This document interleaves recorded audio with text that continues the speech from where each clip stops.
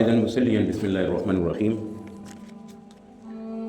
إن الله لا يغير ما بقوم حتى يغيروا ما بأنفسهم. الله رب العزة فرمائي الله نه بدلی تغیر نه کوي بدلینا یو قوم چې تر کوم وخت پورې هغه ځان په خپله بدل نه کړي. دا د دین او دنیا دواړو باره کې بنده فکر وکړي د دې باره کې چې که یو کس په خپله طلبګار نه وي د هدایت نو هرګز هغې ته هدایت نه میلاویږي. دغه رنګ چې کوم دی بعضې صاحبان چې کوم دی دنیاوي اعتبار باندې حد تمام چې کوم دی دونه خطا شي چې د هغې اهل و عیال چې کوم دی محتاج شي، یعنی په خپله هغه 300 500 200 کو چې کوم دی چرس اسکی یا ایس اسکی او حال دا وي چې هغه نان نفقه چې کوم دی په د اهل و عیال په هغې باندې فرض ده نو هغه د هغې فکر نشته. نو تر کم وخت پورې چې کوم دی هغه په خپله ځان بدلول نه غواړي، الله هم نه بدلوي. ځان به څنګه بدلوي؟ اول چې کوم دی ځان ته دعا کول شروع کړي، ځان له دعا شروع کړي چې الله د دې غلط شی نه چې کوم دی ما وساتې، د دې نه زما زړه چې کوم دی لرې کړي، یعنې خواهش ختمه کړي. ځکه هر څه کېږي د الله په فضل کېږي، هر څه چې کوم دی الله په حکم د الله په فضل باندې. بیا د دې دپاره کوشش دې وکړي، د دې دپاره علاج دې وکړي. دغه رنګ چې کوم دی یو کس په غلا کې مبتلا ده، نو که هغه ځان چې کوم دی خپل د غل کې غلا کولو نه ځان په خپله که ساتل نه غواړي، نو هرګز چې کوم دی الله هم هغې له بیا توفیق نه ورکوي. حدیث پاک کې راځي رسول الله صلی الله علیه وسلم فرمایي المؤمن لا یسرق الا من یسرق یخرج منه الايمان. مؤمن چې کوم دی غلا نه کوي مګر چې کلی کوي هغې نه ایمان د هغې وځي.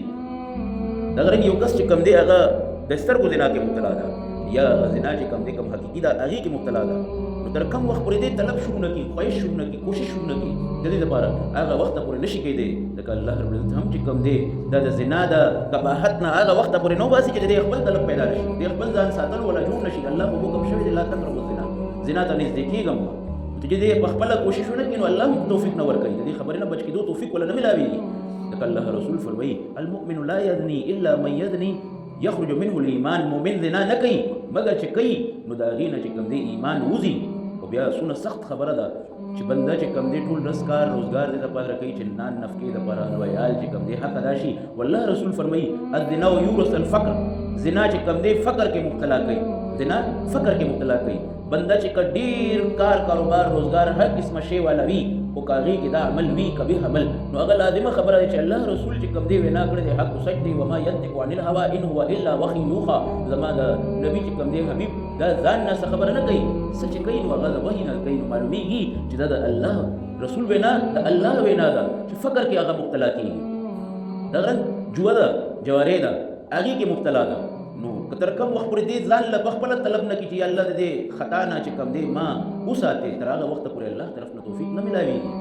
او بیا څومره سخته خبره ده د دې باره کې چې فقط د شطرنج چې کوم دی شطرنج لوبه چې هغه د جوارې چې کوم دی څه ده بنیاد ده، نو الله رسول وینا کړې دی من لعب بالشطرنج فکأنما اکل لحم الخنزیر. چا چې کوم دی شطرنج لوبه وکړو نو هغې مثال داسې چې د خنزیر غوښه وخوړه. الناظر الیها فکأنما لحم خنزیر، هغې ته یعنې سیل کوونکي مثال هم داسې دی چې هغه چې کوم دی څه کوي لګیا دی د خنزیر غوښه خوري لګیا دی. او په کم بازار کې کم دوکانونو کې کم ځایونو کې دا عمل چې کېږي د هغې څه حال به وي، د بېبرکتي څونه باعث به وي. نو زما عزتمندو الله هم چې کوم دی هغه کس له بدلوي نه چې تر کم وخت پورې د هغې خواهش په خپله پیدا شي. بدلولو دپاره څه ده هغه په خپله چې کوم دی کوشش دې بنده کوي. الله وینا کړې دی یا ایها الذین آمنوا کونوا مع الصادقین، ای ایمان والو رښتینې خلکو سره شئ. په ناسته باندې په کور کې هغه څه ده بنده چې کوم دی چا نه باید وکړي وظیفه والي او کوشش دې وکړي ځان له، او بیا ځان دې وباسي الله لاره کې سروزي له دې لاړ شي. دا ځان بدلولو طریقې دي. او که کوم ماحول کې ده په هغه ماحول کې که دې پاتې وي نو بیا ممکن نه ده د یو قباحت نه هم ځان بچ کول. الله رسول فرمایي المرء علی دین خلیله، بنده چې کوم دی د خپل د دوست په دین باندې وي. که چرسي سره ناسته پاسته به وي، جوارې والا سره ناسته پاسته به وي، ځاني سره ناسته پاسته به وي، نو دې د دې عادت به والي فلینظر من یخاللو.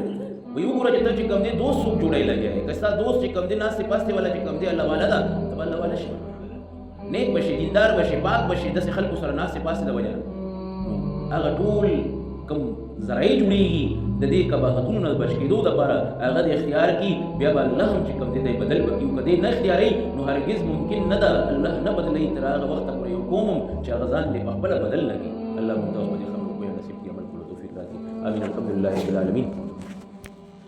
والعاقبة للمتقين.